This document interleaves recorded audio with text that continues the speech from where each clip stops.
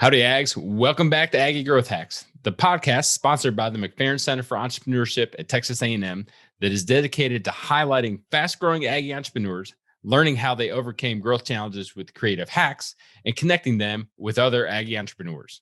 I'm your host, Greg Martin, Fighting Texas Aggie class of 2001. And I'm your co-host, Chris Hunter, Fighting Texas Aggie class of 1998. Whoop! Well, we got a little story for you, Ags. Robert Davis, CEO of Critical Start and Fighting Texas Aggie class of 1990, believes that it is imperative to know the difference between communication and collaboration. Finding ways to make sure that his team is collaborative in everything that they do has made Critical Start a leader in the cybersecurity industry. So pass it back and listen up to Robert as he shares some good bull.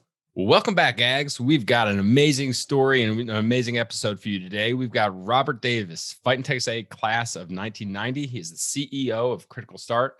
Robert, thank you so much for joining us today. We are excited to meet you and learn from you, and really appreciate you taking the time to speak with us. Hey, thanks. Great to be here. Awesome. Well, Robert, tell us, what is your number one memory about being at Texas A&M?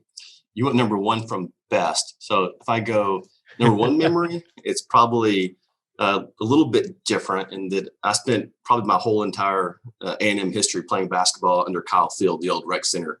Used to be there before they tore it down. Yeah. And playing basketball there and going up for a layup, and some guy wanted to block me, and I dunked over him. And it's kind of fun because he wasn't expecting a white guy that was 6 foot tall to dunk over him. Nice. So I enjoyed that. But other memories, probably just all the great football games. Probably number one, I was there 86 to 90. In 88, we played Notre Dame in the Cotton Bowl.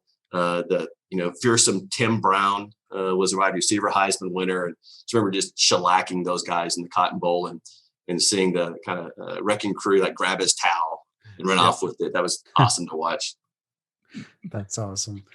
So tell us a little bit about your company, Critical Start, and, how did you start it? How did you get into it? And what do you do? Okay. So what we do is pretty simple, and I can go into how we started it. Very simply, no organization today wants to be the victim of a cybersecurity attack. When you look at Equifax and Target and all these large companies that have breaches, it costs them literally billions of dollars. And the CEOs of both those organizations lost their jobs, not just the IT department or the security guy. The CEO got fired. So very, very serious. What we do is we're the most effective provider of managed detection and response services. We help manage the process of detecting cybersecurity attacks and responding to them. We prevent breaches by resolving every security alert and stop those cyber attacks before they become a breach. So other providers do this are good. We're just better.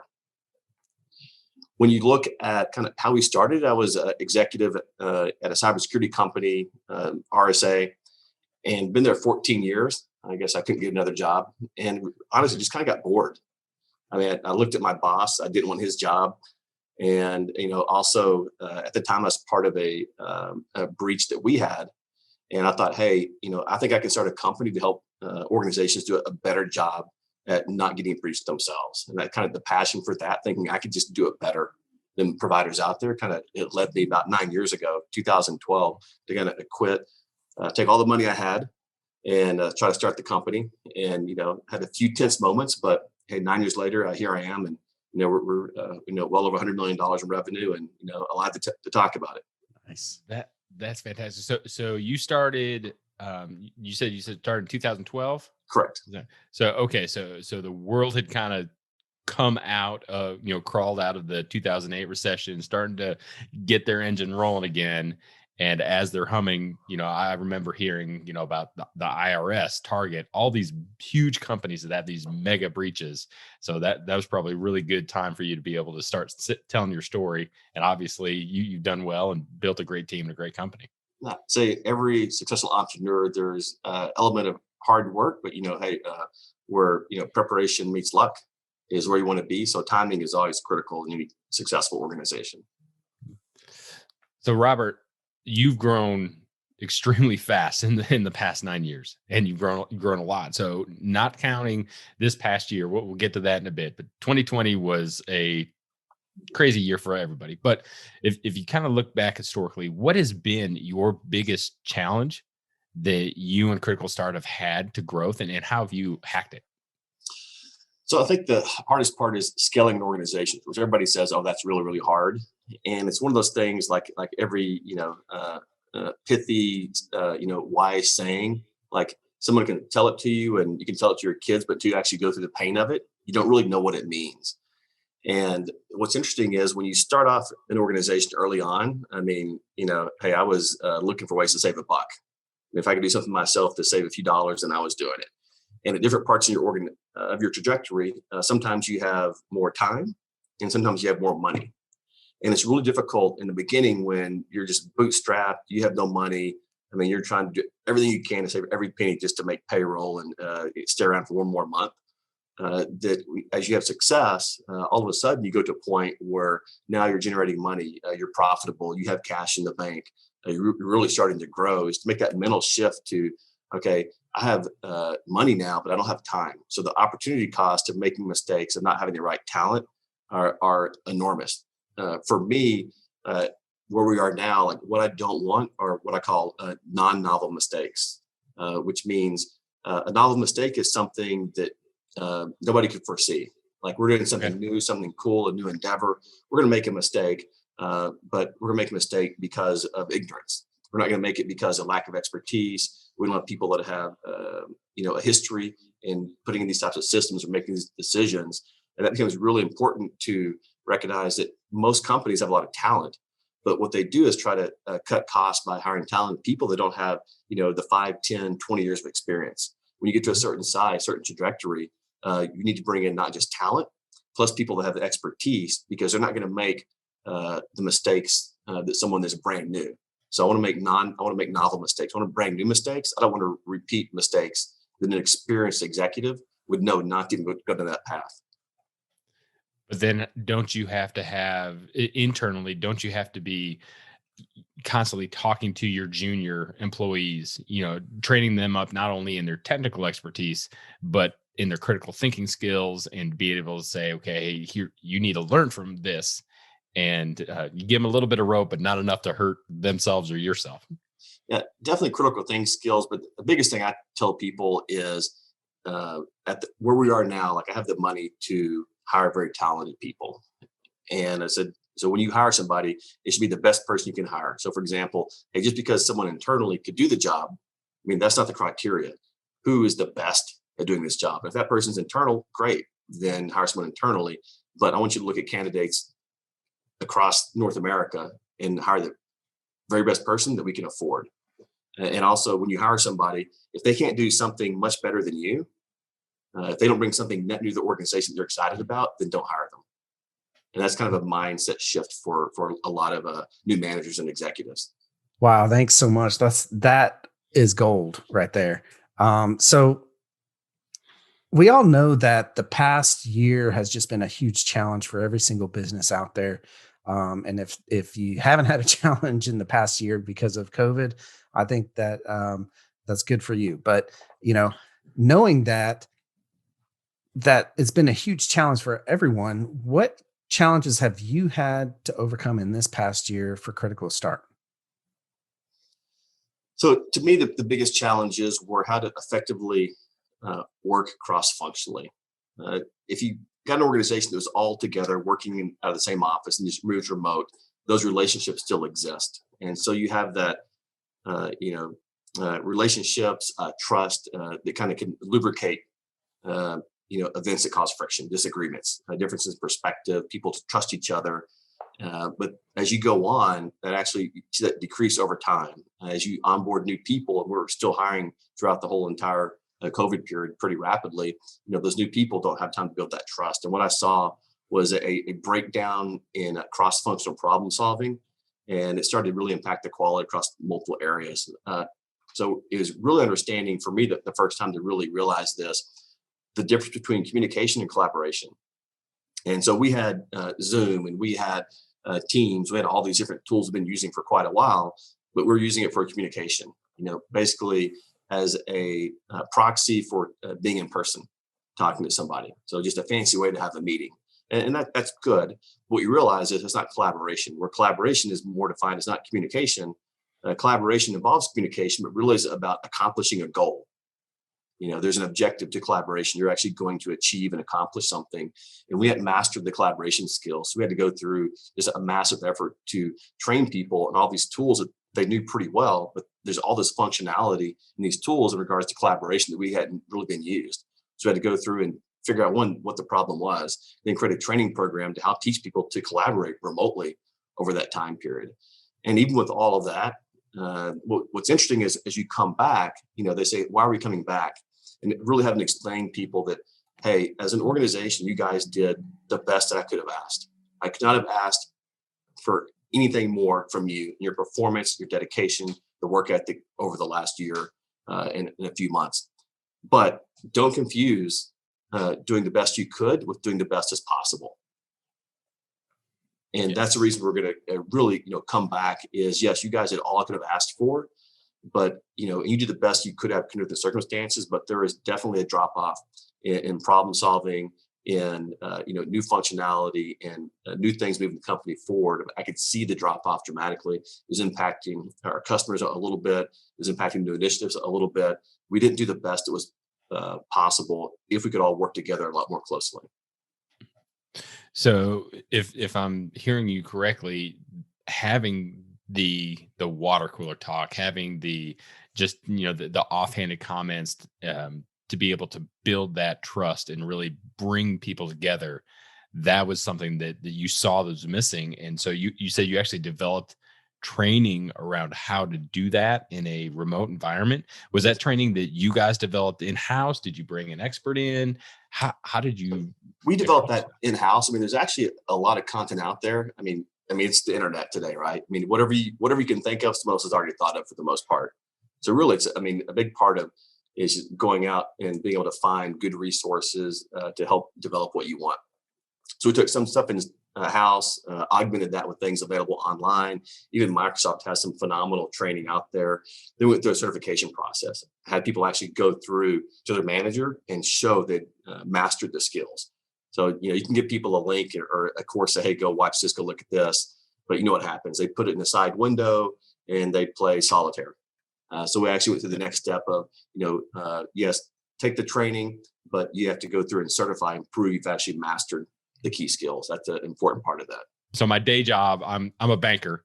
Okay. And so I come alongside and I serve entrepreneurs and I talk to them, obviously, dealing with cybersecurity, and it's more on the fraud side from the financial perspective. But I tell every single one of them, it's not if you're going to get hacked or if you're going to have a breach, it's when.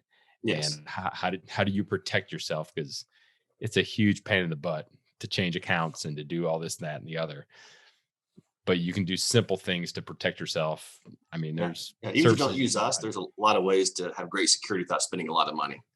Yeah. So because we're not, I deal with medium large enterprises that care about security a lot and want to spend the money accordingly. So a lot of people just aren't fits for me because they're too small, they can't afford it, but still a ton of stuff you can do very inexpensively that make a massive difference, as you said. So out of curiosity, so are you're bringing everybody back home to work in the office? Are you 100% back? I never left. Okay. But for a couple of months, I was here by myself in like 35,000 square foot building, and everyone is finally coming back on May the 10th. And so I've been communicating to everybody like, hey, at some point we're going to come back, but I'll make sure we can do it safely. And what's interesting is when you look at all the different viewpoints that people have, it really comes down to risk tolerance. You have a set of people who their opinion is it's very high risk. Another set of opinions is very low risk. I wish people could view it that way. There's not anybody disagrees on the facts. Well, there are some fact disagreements, but in general, there's people that are low risk and high risk, and just to respect those perspectives. You can't see either person is right or wrong. They just view it differently. And so I've tried to be very understanding of that, even though I'm probably fairly high risk individual overall. But hey, I've had both vaccine. I've had my 2 shots. So everybody's all over the place. And I said, hey, when we can have vaccines, and we get to a point where there's no lines for vaccines, then I'm going to wait 2 weeks after that, and we're back to normal. you're getting ready to bring your people back, I mean, you said you've statistically you're going to have people on both sides of the spectrum, Correct. high Yeah, risk and yes. low risk. Mhm. So how are you talking through them? Because I mean, the just in what you said, how you run your business, you're not going to allow the anecdotal evidence to dictate how you run business. You're going to So, demand that they be here. so when everything first started, like, I had, I started looking at the data early on out of Wuhan even. And it's like, all right, so I'm like, you know what, there's enough here that I'm not sure about yet. I don't have enough data that I feel 100% comfortable. I don't know that I trust the data out of Wuhan. So I'm like, all right, so I'm going to be over conservative. So I shut things down pretty quickly. I said, hey, everybody, we're going remote. And I said, hey, if you get sick, I'll pay for all your stuff. Don't worry about it. You're going to be in full salary. First thing I did is try to establish stability. Like, hey guys, it's a changing world. People are afraid of change. I'm not one of them, but a lot of people are. Ambiguity what's going to happen. So I tried to basically establish kind of stability immediately. Like, you're going to have a job, you're going to get paid. If you get sick, we'll take care of it. So I think, and everybody's there. I communicated constantly, updates on people. Like, hey, here's what we're going to do. Here's the rules. We're going to, be pretty conservative because I know there's a wide degree of viewpoints about this. So we're going to try to be very accepting of every viewpoint. So, we're going to wait for a while, said, hey, you can come back now, but it's completely voluntary. If you don't feel safe, you're worried about your parents or your kids or whatever, work from home, we're not going to do anything. Said, but hey, realize at some point when it's appropriate to do so, we're going to come back. So, I mean, a year ago, I started setting expectations like, hey, we're going to stay. Yeah. Do what's safe for you and your family. We're going to be very conservative. We're not going to force somebody to do anything they're not comfortable with. But at some point, that's going to change. And so, that way, like, there's no surprise to anybody. And then, as it started, into last year, hey, vaccines are coming. Hey, guys, at some point, we're going to have vaccines. And at some point, everybody that wants a vaccine is able to get one. And at that point, either if you're afraid of COVID, then you should get a vaccine because the efficacy rate is very, very high. If you're afraid of the vaccine, then don't get a vaccine and just choose to accept that risk. And I'm fine with that too. Yeah. So, but if there's people out there that you're afraid of the vaccine, you're afraid of COVID, then this is probably not going to be a good fit for you moving forward. Yeah. So Robert, is there something that is going on within your industry that you've seen like a shift or a change and like an industry trend that's moving away, and then how are you positioning Critical Start to capitalize on that? So I think there's two aspects. There's my industry and there's trends overall. So when you look at my industry, the number of people working remotely has actually been helpful, because when you think about cybersecurity, historically, it's been a lot of people working in buildings with a few employees remote. So a lot of the companies that were customers or prospects were maybe 80, 90%, working from an office of some type, and maybe 10, 20% working from home. Overnight, that shifted. Yeah. And when you look at cybersecurity, it was designed, implemented in a way with that kind of percentage in mind, that most of our people, most of our assets, information that we're protecting are going to be in some type of office that we control. When you flip that on its head, it actually makes being able to move security to the endpoint, to the employee, no matter where they are, whether it's at home, hotel, a Starbucks, really important. So it actually, I think, accelerated demand for the type of services we do, which is kind of, managed detection of attacks for employees and organizations, no matter where they are. Mm-hmm. Interesting. So, and from what I gathered, what you just said there is that it sounds like it made it easier then on how you're managing that, or did I take that wrong? It doesn't make it easier for us. It really didn't make it easier or harder for us. It made it easier to acquire customers. Oh, I see. Gotcha. Yeah. Because everybody sees, oh my goodness, I got 8 people at 5 different Starbucks and none of the networks are secure, and we got confidential client information flying back and forth. So, Robert, we need to make sure that this doesn't get out. Yeah, exactly. Totally. So something, if you look at SaaS metrics, which is a great episode for you guys at some point to do in the future, is customer acquisition cost is critical metric for evaluation for organizations. Yeah. Well, and so that leads us into the next question, which is, what's your big, hairy, audacious goal for Critical Start? Uh, so it's a good question. This industry changes so rapidly. When you start talking about 5 and 6 year goals, I struggled to see how planning outside more than 18 months is even possible. I mean, I could build a spreadsheet and drag and drop to the right 6 years out. How relevant it would be, I don't know.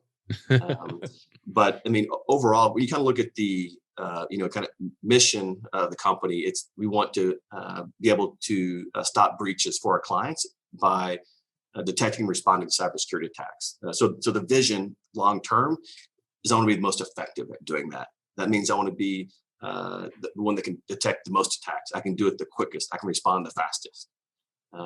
And one thing we've actually shifted this year is I want to be number one in providing improving value, which sounds very, very simple. But for anyone that listens to this conversation, you think that's simple, challenge your organization, every interaction with the customer, define the value being provided in that interaction. Is it adding value? Okay, and if it's adding value, all right, it's like if a tree falls in the forest and no one hears it, did it really happen? If you're providing value, you can't prove it to the customer. It doesn't exist. And so if you can provide it, that's great. How are you proving to the customer the value they're receiving? And if you want a good example of this, Jeff Bezos, he wrote his last shareholder letter, this month, and it's the letters to shareholders, and he actually talks about the value that he believes Amazon is providing to the various stakeholders, and it's a wonderful read. And I would highly recommend people take a look at that and think about, hey, how can you provide and prove value and challenge every aspect of your organization to define what that means, how to improve upon it, and how to prove it to the customer. And if you do that, you're going to get better retention. You're going to have higher revenue. You're going to have shorter sales cycles and better win rates. Well, you heard it first here, Ags. Provide and prove value with every customer interaction. All right, Robert, you've already dropped so many value bombs in this episode. And I mean, I wish you can see all the notes that I'm writing down. But real quickly, as we roll into our lightning round, what's your favorite hack? This is either a personal hack, a business hack. What's something that you do that we can learn from you? People spend a lot of time figuring out what type of people to hire. I want people that are passionate and driven, all these other things. That's great. I spend more time trying to figure out what not to hire. Avoiding hiring toxic people for me, and this is a little bit provocative, I don't hire people who are victims, which I define as anyone that can never take blame or take accountability for their role in a problem. No matter when something goes wrong, they point fingers, they CIA, they don't focus on solving the problem. I don't hire snowflakes, which are people that when confronted with a dissenting opinion or viewpoint from somebody else, treats it with hostility, anger, disdain versus curiosity. And I don't hire politicians, people that in every interaction are looking for a way to position themselves in a way that helps them personally versus being authentic and being able to really say what they feel in order to have authentic conversations with high integrity. Nice. Love it. So next question, what is one book, podcast, or YouTube channel, whatever, that you get a lot of value out of? For me, maybe a little different. Noah Rasheta has a podcast called Secular Buddhism. It's a non-religious, non-theistic approach to Buddhism, really about kind of accepting reality as it is, observing things without judgment, just as a way to experience life in a better way. And the whole thing is, how can you be a better version, the best version of yourself? That is so, again, it's one of those things easier said than done. Yes, Everyone's like, yes, I definitely want to be more open. I want to be more caring. I want to hear what you have to say until it goes against what I think is right. And then to have the courage to be like, all right, let's hear you out and maybe I'll learn something. Well, Robert, we know the value of the Aggie Network has been, really prevalent in my career and Chris's career, and I know yours. Is there someone in the Aggie Network that you just want to say thank you to and give a shout out? For me, all the Aggies that work for me now. I mean, a lot of Aggie employees, Ricky Allen, Tara Davis, Chris Ocker, Mitchum Bowles, Tommy Scott, Katie Litzkow, and many others that work here, have contributed. And continue to bring in other Aggies that have really made a big difference in the organization. Awesome. Love it. So how can the Aggie Network get in touch with you and support you moving forward? Very simple. My email address is very complex. It's rob.davis at criticalstart.com. And pretty much any variation of that will work as well. So if you get in contact with me, I like to help people, but usually if you want a response, who are you? What do you want? And why will I be interested? And from what I heard, as you are growing and continuing to lead Critical Start, having and hiring the right people. So if you are not a victim, not a snowflake, and not a politician, and you're looking for a job, then definitely reach out and send me a resume. and attach the resume as to why you should care. Well, Robert, thank you so much for these gold nuggets of leadership and just kind of sharing your thoughts and what it takes to grow a fast growing Aggie owned and Aggie run company. We really appreciate it. And if there's anything that we can do, please let us know. But Ags, seriously, check out Robert, check out Critical Start. And if you are if you're an entrepreneur, and you deal with any type of sensitive data, you seriously need to do it, because it's not a matter of if, it's a matter of when you're going to get an attack. So thanks so much, Robert. Really appreciate it. Thanks. Kick 'em. Boop. How about that, Ags? I had to duck and cover because of all the value bombs that Robert brought. There were some valuable hacks that Robert shared with us. What was your favorite, Greg? Oh, Chris, I say this every time, but there was so many of them. Literally, as we were recording, I've got a page and a half full of notes. But the thing that I think the number one, if I've got to narrow it down to number one, it is when he talked about providing and proving value with every customer interaction. In today's society, where we have very short attention spans and we expect instant gratification, I call it the Amazon effect, the one click and it's going to be here in 2 hours. As entrepreneurs, we need to make sure that we are bringing value above and beyond what service or product that we provide. Unless you're in a very specific market, a lot of the things that we do is commodity. So Robert talking with his team and making sure that they prove and they define the value every single time they talk to a customer, every single time. That really, that allows them to constantly say, here's why I'm a good partner. Here's why it's worth you paying me in order to help you. And every single time it's about getting a fair value and a fair exchange. So that really spoke to my heart. And I really appreciated him being so open and honest with that. What about you, Chris? What was your number one that you take away? One, I agree with you, obviously, but man, there's so many. I have like 15 things written down here. My number one, I would have to say the where he talked about collaboration versus communication, right? Yeah. How, everyone got used to doing Zoom meetings, but there was very little collaborating going on, right? And I think he hit the nail on the head right there of exactly what we're missing right now during our COVID shutdown period in time in history. It's just amazing to me that something as simple as going into an office and having face-to-face interactions can really lead to a much more productive aspect to our businesses and the way that we run everything. So I got to go with that. My number two, right? Don't hire snowflakes. I love that. Yeah. Who not to hire? What did he say? Snowflakes, victims, and politicians. Yes. Right. Love it. Love it. Well, that's going to do it for another episode of Aggie Growth Hacks. We hope that you enjoyed it and that you'll leave us a rating on iTunes, Spotify, Podbeam, wherever you find us. Hopefully it'll be a 4 or 5. That way you'll allow us to get Aggie Growth Hacks out there to more Ags and more entrepreneurs. Be sure to check out our website at aggiegrowthhacks.com, where you can hear all of our previous episodes, great interviews with other entrepreneurs. You can connect with us. And also while you're there, make sure you check out our monthly our hack shops, where we tackle some of the biggest challenges entrepreneurs are having. We talk to an expert and have a deep dive with actionable advice on how to work through some of those issues. Aggie Growth Hacks was produced by fellow Aggies Kyle Ackerman and Ben Wiggins with Podcast Architects. We want to give a huge shout out to our sponsor, the McFerrin Center for Entrepreneurship at Texas A&M University. Since 1999, the McFerrin Center for Entrepreneurship has served as the hub of entrepreneurship for Texas A&M. If you're an Aggie entrepreneur or even a wantrepreneur, head over to their website to find a program that's right for you.